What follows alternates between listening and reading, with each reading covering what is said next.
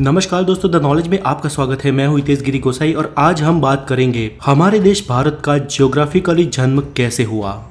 आज से करीब 20 करोड़ साल पहले हमारी धरती पर आज के दिखने वाले डिवाइडेड कॉन्टिनेंट्स नहीं थे। उस वक्त सिर्फ एक सुपर कॉन्टिनेंट या महाखंड हुआ करता था जिसे नाम दिया गया पैंजिया, और इसके चारों ओर सिर्फ एक महासागर था जिसका नाम था पैथालासा। और आज के सारे खंड इसी महाखंड पैंजिया में से विखंडित होके बने हैं। ये थियरी देने वाले वैज्ञानिक अल्फ्रेड वेगनर थे और उनका ये भी मानना था कि उसी वक्त उस महाखंड पे रेंगने वाले जीवों का विकास हुआ। दोस्तों, पृथ्वी के गर्भ में लगातार प्लेट्स खिसकती रहती है जिसके चलते धरती पर निरंतर बदलाव होते रहते हैं, लेकिन ये बदलाव लाखों या करोड़ों सालों बाद दिखाई देते हैं। और इन्हीं बदलावों के चलते आज के ये दिखने वाले कॉन्टिनेंट्स का जन्म हुआ और उनके साथ ही हमारे देश भारत का भी। अल्फ्रेड की थियरी के अनुसार प्लेट के सरकने से सबसे पहले पैंजिया सुपर कॉन्टिनेंट के दो भाग हुए, जिसके उत्तरी हिस्से को लारेंसिया और दक्षिणी हिस्से को गोंडवाना लैंड कहा जाता है। और इन दोनों के डिवाइड होने के बाद जो बीच में महासागर का पानी भरा और एक खाड़ी का निर्माण हुआ, उसे वैज्ञानिकों ने टेथिस सागर नाम दिया। पैंजिया में से अलग हुए उत्तरी महाद्वीप लारेंसिया में से आज के एशिया, यूरोप और उत्तर अमेरिका जैसे कॉन्टिनेंट्स बने, जबकि गोंडवाना लैंड में से दक्षिण अमेरिका, अफ्रीका, ऑस्ट्रेलिया और एंटार्क्टिका जैसे कॉन्टिनेंट्स बने।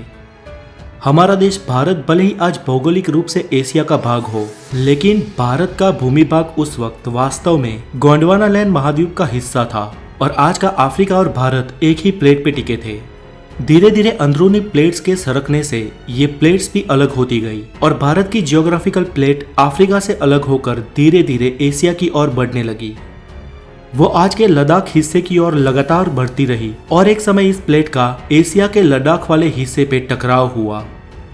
दोस्तों, भूगर्भ में जब दो प्लेट्स का टकराव होता है तो भारी प्लेट नीचे की ओर सरक जाती है और हल्की प्लेट ऊपर उठ जाती है। उस वक्त भी ऐसा ही हुआ और आज के हिमालय का निर्माण हुआ। ऐसा कोई कम समय में नहीं हुआ, ऐसा होने में करोड़ों साल लग गए और आज की इस भौगोलिक भूमि का निर्माण हुआ। दोस्तों, आज भारत सिर्फ एक ही टेक्टोनिक प्लेट पे टिका है और लगातार ये भारत की भारी प्लेट हिमालय की ओर दब रही है और हिमालय दिन ब दिन ऊपर उठ रहा है। इसके साथ ही हिमालय के सारे पर्वतों की और माउंट एवरेस्ट की हाइट भी साल दर साल बढ़ रही है। दोस्तों, इस थियरी को सिद्ध करने के लिए अल्फ्रेड ने यह भी कहा कि आज के दिखने वाले सारे कॉन्टिनेंट एक दूसरे में फिट होते हैं और आज अगर किसी तरह इन सबको एक किया जाए तो फिर से पैंजिया सुपर कॉन्टिनेंट का निर्माण हो सकता है।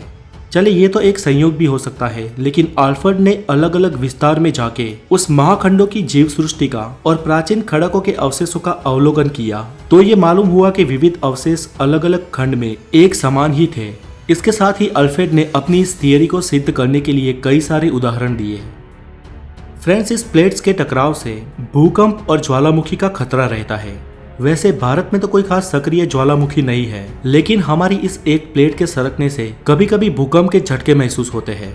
हमारी अगली वीडियो में हम जानेंगे कि भूकंप और ज्वालामुखी का रीजन क्या है और लावा या मैग्मा कैसे बनता है। तो आज के लिए इतना ही। अगर आप नए हैं तो द नॉलेज को जरूर सब्सक्राइब करें और इस वीडियो को लाइक करें, हो सके उतना शेयर करें और अपना ख्याल रखें। Have a good day, take care.